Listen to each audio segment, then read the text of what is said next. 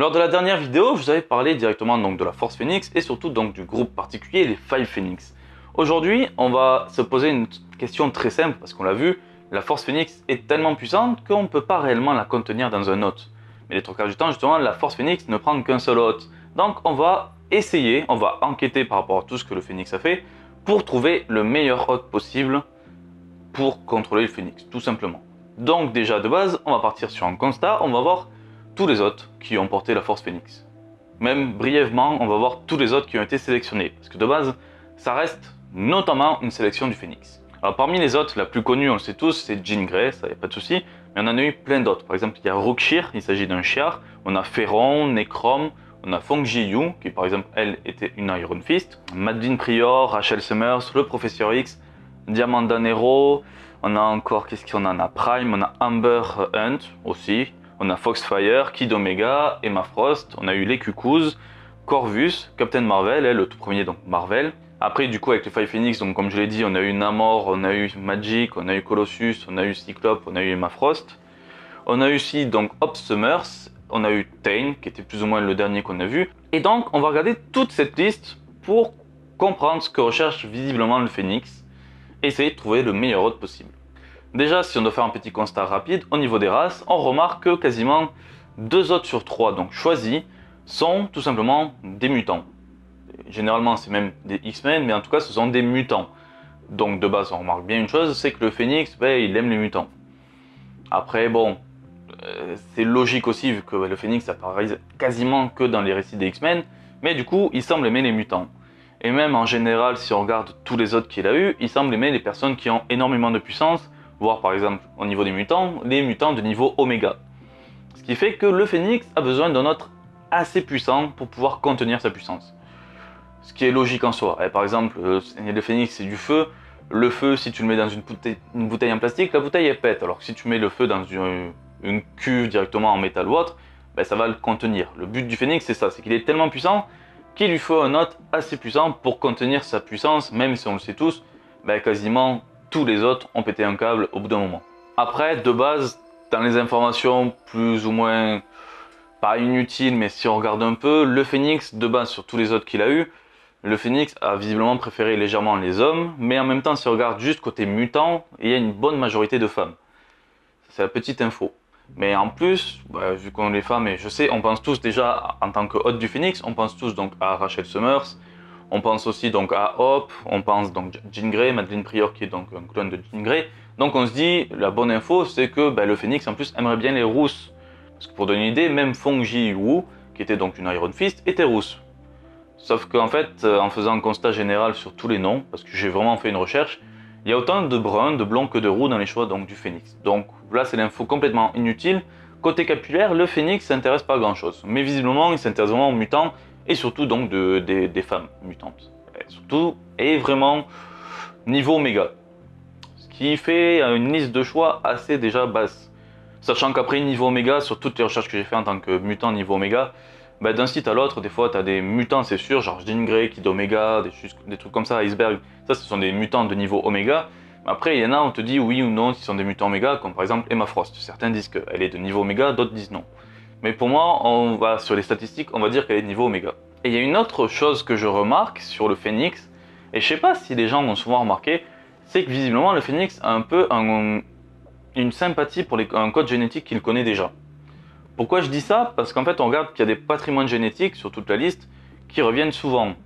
Par exemple, pour vous donner une idée, on a Rookshire, qui est donc un chiard qui fait détruire tout l'Empire Shi'ar, et plus tard donc on a Corvus, qui est tout simplement un descendant donc de Rookshire.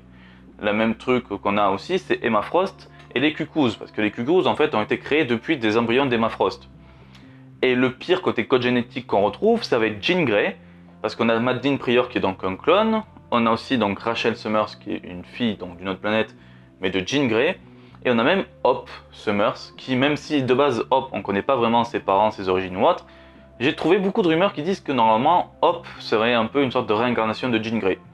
Ce qui serait plus ou moins logique parce qu'en plus d'être juste seulement rousse, elle possède même le même code couleur que Jean. Quand on regarde, elle est tout le temps habillée en vert et jaune.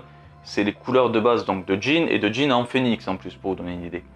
Donc Hope pour moi je la compte comme une personne qui a le même patrimoine génétique que Jean Grey. Visiblement, on voit donc que le phénix a un attrait pour quelqu'un qui a déjà porté la force phénix, et donc pour ses descendants. Par exemple, si on doit faire un truc tout con, ben, une des personnes qui pourrait avoir la force phénix avec facilité, ce serait Légion, vu que le professeur X, donc Charles Xavier, a déjà eu la force phénix. Ça, c'est un des constats que je fais. Autre élément très important, surtout donc au niveau des mutants, parmi toute la liste de mutants, on a une moitié des mutants qui possèdent tous un point commun, et une autre moitié de mutants qui n'a pas ce point commun, mais qui en plus n'a rien en commun, ils n'ont rien en commun entre eux, pour vous donner une idée. Ce point commun, ce sont les pouvoirs psioniques, donc des pouvoirs télépathiques et télékinésiques. Quand on regarde une bonne partie donc, des mutants que l'on croise, donc Jean Grey, Hop, les Cuckoos, Rachel, Emma Frost, ce sont des télépathes, déjà des télépathes, et certains aussi sont télékinésistes. Et on remarque que ben, c'est quelque chose qui visiblement intéresse beaucoup le phénix. Même dans les recherches, il est dit que le phénix aime bien justement des personnes avec des pouvoirs psioniques de ce genre. Mais justement, dans les mutants, c'est vraiment ce qu'on voit. La moitié des mutants possèdent ce style de pouvoir, alors que les autres, style Wolverine, Tornade, Diablo ou autre, ben, eux, ils possèdent d'autres pouvoirs, mais ils n'ont rien en commun entre eux. Tu vois. Par exemple, le Diablo, il n'a pas des griffes comme Wolverine et compagnie. Alors que ces personnages-là ont vraiment donc, ces pouvoirs de télépathie, et c'est visiblement un constat, le phénix aime bien ce style de pouvoir. Ainsi, si on fait un peu le bilan sur tout ce que j'ai balancé déjà sur ce qu'aime le phénix, il faudrait donc que ce soit un mutant, parce que c'est quasiment sûr. Si c'est un mutant, il faudrait que ce soit une femme, vu que côté mutant, la majorité donc, des autres sont des femmes, qui possèdent donc des pouvoirs psioniques. Et en oubliant donc l'élément très important, qu'il faudrait que ce soit un patrimoine génétique qu'il connaît déjà. Donc soit Jean Grey, Emma Frost, et c'est tout côté mutant. Voire peut-être Professeur X si on parle après pour mettre Légion. Mais de base, si on regarde toutes ces données, et ça va étonner personne, l'hôte parfait donc pour le phénix, ce serait Jean Grey. Ce qui est tout à fait logique, j'ai même trouvé une note en faisant des recherches, disant que Jean Grey serait quasiment la propriétaire légitime de la force phénix. Donc en fait la force phénix lui revient de droit. Ce qui en soi est logique, c'est la première à avoir eu la force phénix parmi les mutants. Elle est passée par plusieurs stades, on a eu le phénix, donc le Dark Phoenix, ça va du phénix noir pour vous donner une idée. On a même donc du coup le phénix de la couronne blanche, le White Phoenix, donc le phénix blanc si vous voulez. Donc Jean est vraiment l'hôte parfait pour le phénix, et ça se remarque même au-delà juste de l'univers de la Terre 616. Dans les univers alternatifs, on retrouve souvent des éléments où c'est Jean qui est en lien avec la force phénix. Si on regarde par exemple dans Age of Apocalypse ou dans Earth X, visiblement Jean Grey est en lien avec la Phoenix Force. Et même dans l'univers 1602, Jean Grey ne montre jamais réellement donc les pouvoirs et son lien avec la Phoenix Force, mais lorsqu'elle meurt, en fait, dans le brasier, on voit un phénix apparaître, ce qui fait qu'il y a quand même un lien. Et le fait que ce soit le personnage qui ait le plus de liens avec le phénix, même dans les univers alternatifs, montre une chose, c'est que Jean Grey serait vraiment l'hôte parfait pour le phénix. Mais dans ces conditions, je me pose quand même une question. Si Jean est vraiment l'hôte parfait, et qu'on l'a vu plusieurs fois posséder le phénix, enfin posséder la Phoenix Force, pourquoi on l'a souvent vu craquer, même si elle est passée sous plusieurs formes, on l'a souvent vu craquer face à la force phénix. Elle a toujours pété les plombs, des fois elle a failli détruire des systèmes ou autres, elle en a détruit d'ailleurs il me semble. Pourquoi si elle est l'hôte parfait, elle ne réussit pas à le contrôler? Même pour répondre à cette question, il faut se souvenir de ce qu'on a dit dans la vidéo d'avant sur les failles phénix. Je l'ai déjà expliqué, le phénix est beaucoup trop puissant pour un seul hôte, et même deux hôtes comme on l'a vu. Donc même si Jean est l'hôte parfait, elle n'est pas assez puissante pour contrôler la puissance du phénix. C'est pour ça qu'en fait il ne faudrait pas qu'un seul hôte, un hôte parfait, mais plutôt former une sorte de faille phénix, mais juste super badass pour contrôler le phénix. Et dans ces failles phénix, déjà de base pour faire la sélection, on va rester plutôt collé donc sur la ligne héréditaire donc de Jean Grey, où on mettrait donc parmi les quatre Jean Grey, Hop, Madeleine Pryor parce que c'est un clone de Jean quand même, et Rachel Summers. Mais du coup dans le faille phénix, il reste une 5e place. Et là je me suis souvent posé une question.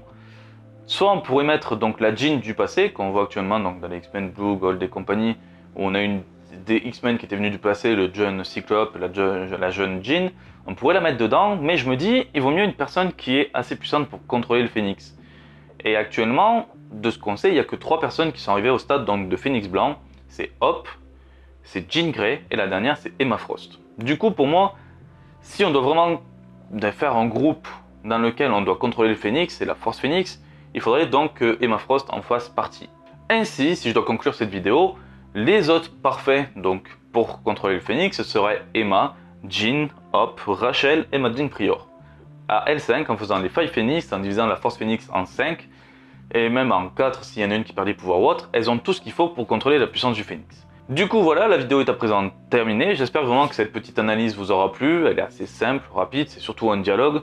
où on analyse, enfin j'ai quand même cherché à analyser le comportement du phénix pour voir ce qu'il faisait ou autre, et j'espère vraiment que ça vous a plu. Si c'est le cas, n'hésitez pas donc à laisser un pouce bleu et à partager la vidéo, ça me fera toujours plaisir bien sûr, même en commentaire si vous voulez rajouter des éléments.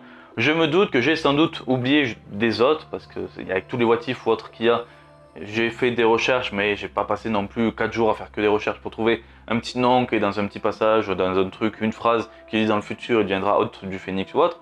Ça, ok, j'ai pas fait autant de recherches, donc je peux avoir oublié des noms. Mettez-le en commentaire, ça me fera plaisir, puis ça permettra de discuter. Si vous avez des questions aussi donc sur la sélection du phénix, sur les différents autres qu'il y a eu autres, allez-y en commentaire, je ferai tout pour y répondre. Voire même vous pouvez répondre entre vous, je le vois souvent et c'est super plaisant. Sur ce, voilà, je vais vous laisser, donc ciao tout le monde et à la prochaine.